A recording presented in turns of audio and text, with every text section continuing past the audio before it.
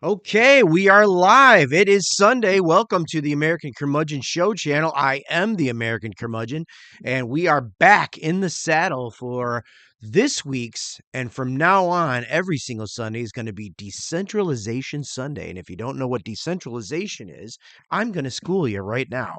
It's basically any and all media that is not part of the computer algorithm, the streaming algorithm. No one's tracking your purchases. No one's tracking your viewing. No one's making money off of you at all. Not even the bands, which is a bummer for the bands or the movie directors or even the independent studios. But oh well, you should have fucking cut a better deal with your company. But I buy shit used, and that means these days other people's trash is my treasure. And also, the thing about decentralization is that every single time you turn around, someone's trying to fucking push an ad into your face, which is really, really jarring and intrusive. In fact, last night I was watching a podcast on Rumble. Dude, now I have Rumble on my Roku TV. I got a 50-inch Roku TV up there. Now, you're probably thinking to yourself, you're a hypocrite. You have a Roku TV. Look, I still like streaming. But as far as like owning your own media, because if you're anything like me, you like to listen to music, you like to watch movies more than one time. Sorry, I'm not one of those people who go, I've already seen it. I'll never have to see it again. No, I want to see it again and again, and I want to own it. And when you watch something on streaming, even if you save it to some sort of playlist, not only are they tracking what you're watching, but they're sending nonstop ads to you, no matter how much you paid for it, because now everybody's got ads. Netflix got ads, even though you pay for it. Amazon Prime's got ads, even though you pay for it. Hulu's always had ads, but now Rumble has got just as many ads. I even think more than YouTube, which is fucking lame. I'm not into it. So the whole thing is just robbing you of your time, your essence, and your freedom to consume things without being bombarded with ads every time you turn around. So that's why I championing the whole idea of decentralization. And now that everybody thinks that DVDs and CDs and cassettes and VHS are dead, obsolete technology, you get them for pennies on the dollar. So I'm going to be going into this.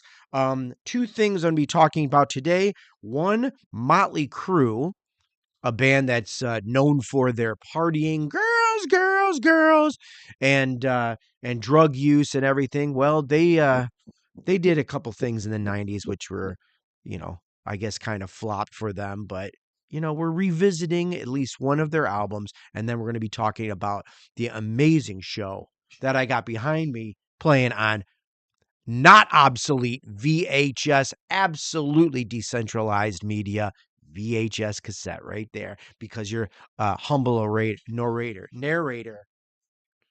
I got a VHS/DVD recorder player right here. That's right. All right, let's get into it, shall we? First off, Motley Crue. This album came out in 1997. Let me just look up on my notes here. This is called Generation Swine, as you can see from all the pigs. I actually think this is kind of a cool cover, and I really love the American flag. This came out in 1997. This was their comeback record when Vince Neil returned as their singer after they ate shit with their replacement singer after Vince Neil quit. His name was John Corabi. They put out an album just simply called Motley Crue in 1994. That was sort of like their rock and roll grunge. I mean, it was very much 90s. I don't think that's a horrible record. I like the song off that record called Hooligan's Holiday. But, dude, couldn't have been any more different in the vocal department. And their career just fucking tanked after that one record came out. And their audience were not having it. And I think they were reduced to just playing clubs and shit. Well, the record company's like, look, we'll re-up your deal. You got to get Vince Neil back. That's all there is to it. They're like, oh, fuck. So this is what they got going on. And when you go watch on the inside, do they look happy? Do they look like they're happy to have Vince? He looks a little bit like, whatever. I thought I was done with this shit. Nikki's like, yeah, man, we're partying. This is awesome. I'm not even wearing any shoes. And then you got Tommy Lee just going, yeah, I got a really huge dick, and my wife is a fucking Playboy playmate. Not for long. And then you got Mix Mars going, why is my neck feeling stiff? Anyway, so this this record is basically I call it uh their Rob Zombie wannabe record. In fact, the only reason why I got interested to even pick up this album was because I watched an episode of this YouTube show called Train Records, which is like, a play on words, train wreck, words, okay? But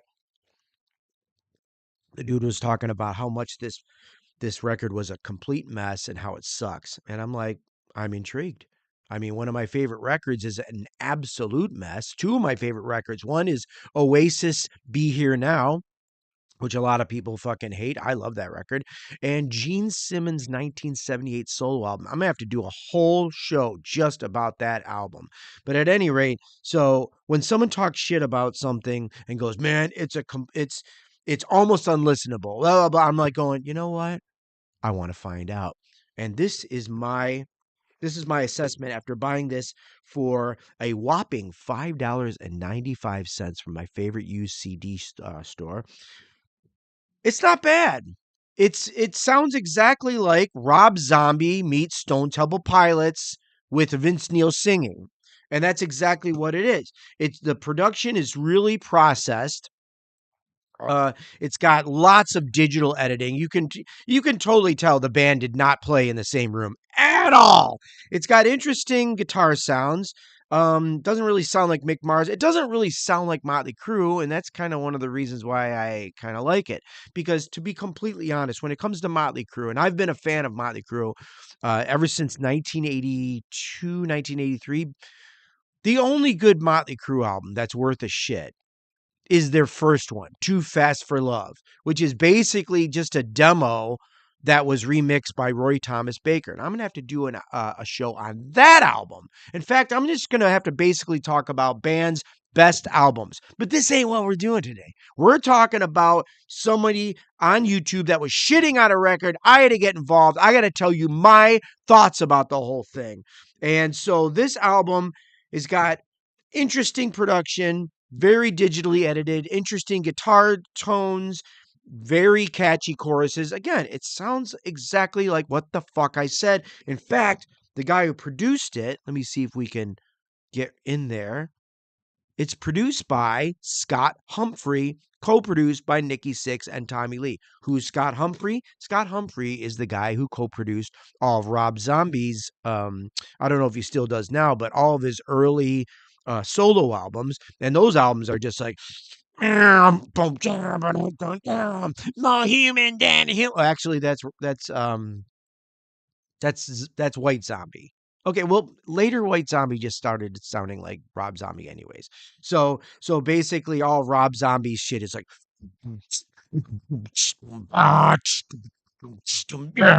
yeah, whatever. My damn ba-dum, damn bone, brown bam dom catchphrase from a horror film and a bunch of other little wordplay. Oh yeah. Well, that's what this sounds like. Only swap out Rob Zombie's yeah to Vince Neil's yeah, and that's what we're dealing with here. I don't know. There's no really big standout tracks on here.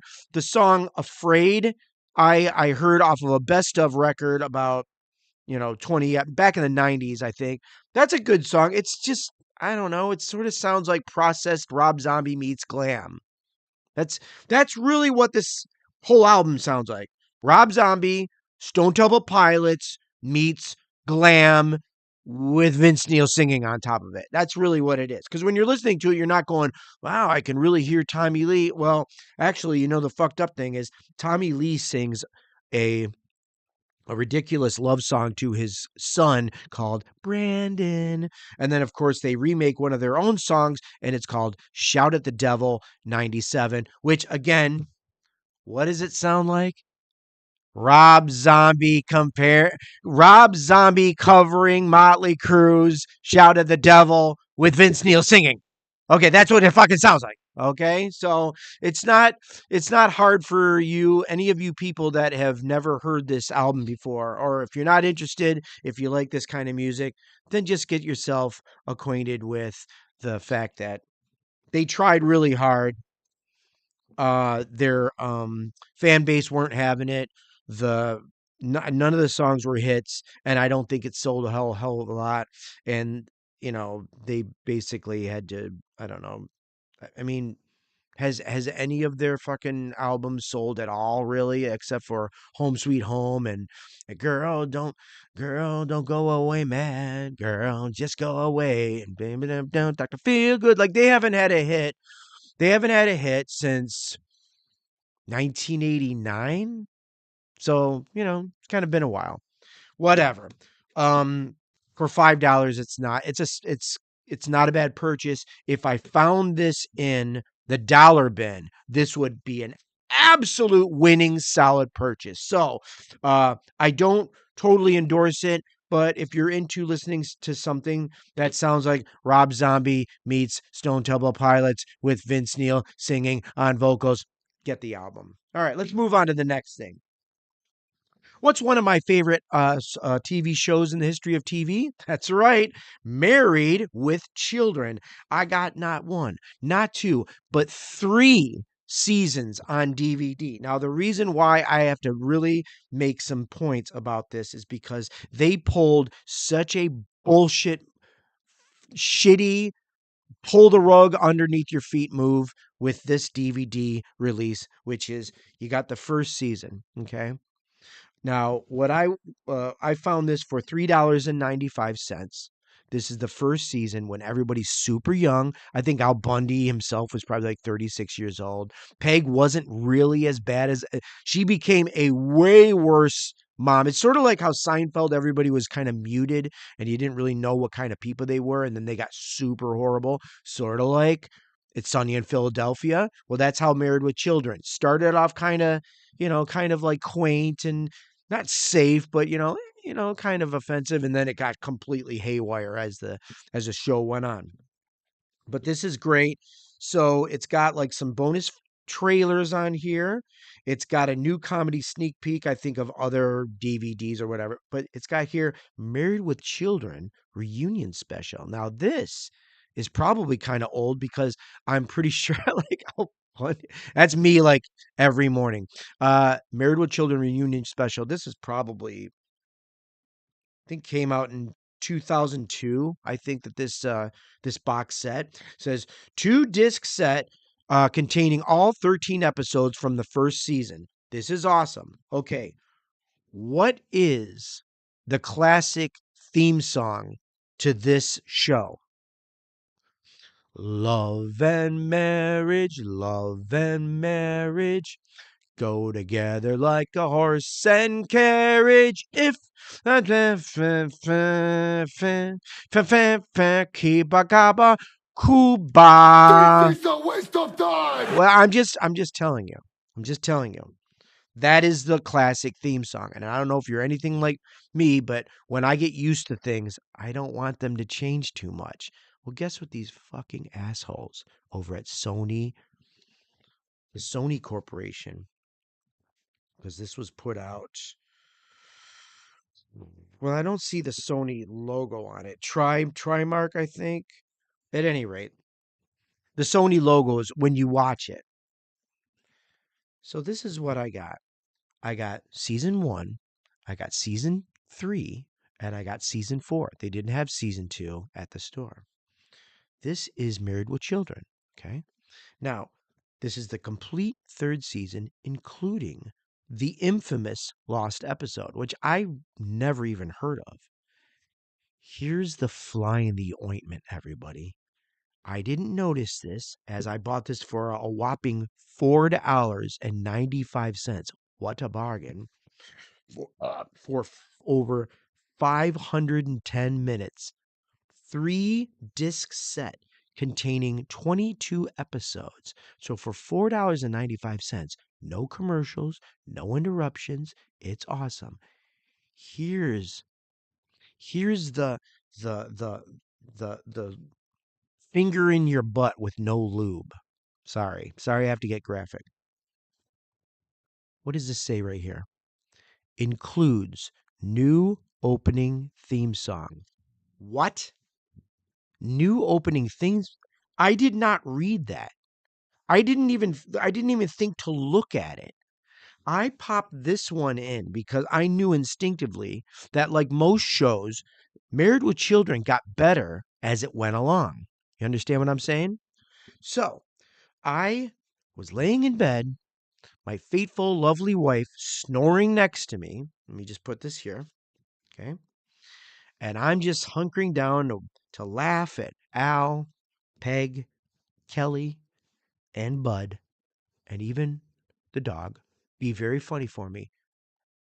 And the first thing you see is the the the opening theme, and you see the water fountain, and you think you're gonna hear Love and Mary. It went and you're like, I'm like, what? What the what did is this the lost episode? Did they not fucking did they swap out the theme song to be funny for this lost episode? Oh no. Oh no. I fast forwarded to the next episode, and then the next episode, then the next episode. Every single one was this weird generic. It sounded like really bad, like 80s keyboard. It didn't even sound like real horns or a real orchestra. It was like it was jarring. It was exactly like driving down the street and someone going like this and just giving you a nice, gross, juicy, wet willy right in your ear. You're going, "Arr!" That's what it was like. It was very, very intrusive. Just like watching 900 ads on Rumble when you're trying to watch a fucking show.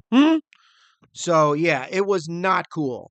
So what did I think in my head? I went, maybe they didn't have enough money to pay for the licensing for a Frank Sinatra song. Bingo! Bingo! That's exactly what it was. And I actually went onto the World Wide Web to confirm this. And I wrote, let's see, Married with Children. Hold on. Whoa. Married with Children, different, Married with Children, different theme. Okay, here we go. Right here. What do you look here? Let me get rid of this for just a second. What do you see here? If you're noticing a different theme song on your Married with Children DVDs, it's likely because some releases, particularly later seasons, replaced the iconic Love and Marriage by Frank Sinatra with a different, cheaper to license song due to rights issues, which many fans, including John Davies, consider a significant downgrade from the original theme. Ah, gosh! Huh? I say thumbs down. Fuck you, worm. Fuck you, worm. Not cool. Not cool, Sony. So, and then, see, this is what I did. So right before I started this program tonight, or today, right now, I popped in the complete fourth season. Okay. Got this one for $4.95 too. 3-disc set containing all 23 episodes. Does it say anywhere on here, new theme song? No, it doesn't. I popped it into the fucking DVD player. It's that shitty generic theme that I was just bombarded with on season 3. And apparently for 11 DVD seasons continued with the same thing. Now the packaging is really cool. I mean, you got pictures of the unhappy couple, the asshole kid, and of course, Buck, the dog. And then you got words on here. A Bundy never wins, a Bundy never quits. Yeah. So that's cool. So this is in absolute perfect condition for $4.95. So I stand by my purchase. Absolutely. And I'm super, super happy that I bought it. When it comes to decentralization and owning your own media, I love I love the fact that I can buy stuff for like pennies on the dollar and it is absolute immaculate condition. But you run into things like licensing problems and different edits, or, like I haven't bought it because I heard of this a long, long time ago that they put out the Beavis and Butthead, the entire show, all the seasons on DVD. I think at least 15 years ago, maybe like 20 years ago. And a lot of those classic MTV videos, they didn't want to spend the money on that shit either. So they took it out. It's just like, eh, you know, what's it's the same thing as when you pay for when back in the day, if you paid for cable, it was supposed to be uncensored with no commercial interruption. Well, and then they started censoring it. Then they started adding commercials. Now they put commercials inside the show with product placement and all that shit. You ever watch It's Sunny in Philadelphia and notice they certainly drink a lot of Coors Light? Now, I don't necessarily have a problem with that, but dude. But small price to pay ultimately. But it really makes me happy that I recorded all of these Married with Children, not all of the seasons, mind you, but a whole shitload of them on VHS back in the 90s that all have that love and marriage, clump. You can't stop the American curmudgeon. I will always win. So I'm pretty happy. And then after doing a little bit of digging on the World Wide Web, I found out that they re-released all the DVDs through a different company, and they paid for the proper Frank Sinatra theme song, and all is right in the world. Will I end up buying all those re-released ones? Probably not. It's just too much money, especially if I'm finding them for like $11, $15. No, dude, it's got to be under like this is how I grade my sort of like my purchasing decisions when it comes to used CDs, used DVDs. I'm really looking forward to if it's a box set for a TV show, or even like a multi-movie box set, or if it's like multi-disc with a bunch of extra shit on there, it's got to be under $10. It has to be. I'm not saying I won't spend more than $10, but I won't be happy. Okay? When it comes to CDs, $5.95. If it's an import, if it's way out of print, I'll go up to $10. I'm not even going to mention I bought a couple things on eBay. I bought one thing on eBay. I'm not even going to say how much I paid for it because I'll have to kick my own ass. All right. But by and large, I've been very successful. So I always go to the dollar bin. And I found so many great things in the dollar bin. They're like perfect condition. Incidentally, a lot of Stone Temple Pilots, which is funny because I wouldn't really consider them a band that I give too much of a shit about. But a couple of guilty pleasure songs here and there. They average about one per album, and now I pretty much own all their records. So, I don't know. It's like all in all, I'm winning and I'm getting a lot of stuff. I got All in the Family season 1 through 3. There's 8, I think 9 seasons in all. So I'm going to own all of them when I finally get them. And I'm starting to buy the Jeffersons. That's right. The Black Bunkers. Okay. All right. I think I've covered everything. Motley Crue's Generation Swine. Should you buy it? If you see it for $1. Yeah, absolutely. Married with Children. Yeah. But here's the rub. Don't everybody buy everything, because then the price will go up, then I got to pay more. So really just watch me buy everything and then, subscribe to this channel. So there you go. Thank you for watching today's Decentralization Sunday. Did we even play the fucking theme song? I guess we didn't play the theme song. Let's play the theme song before we go out. Here we go.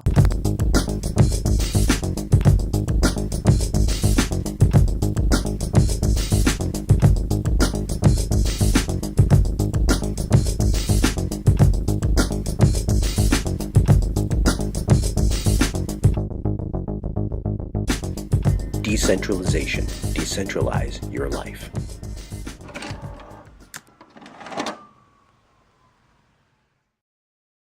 All right. That's it, everybody. Decentralize your life. I might be back on Tuesday for Christmas Eve. I might get hammered and do a special Christmas Eve live stream. We'll see.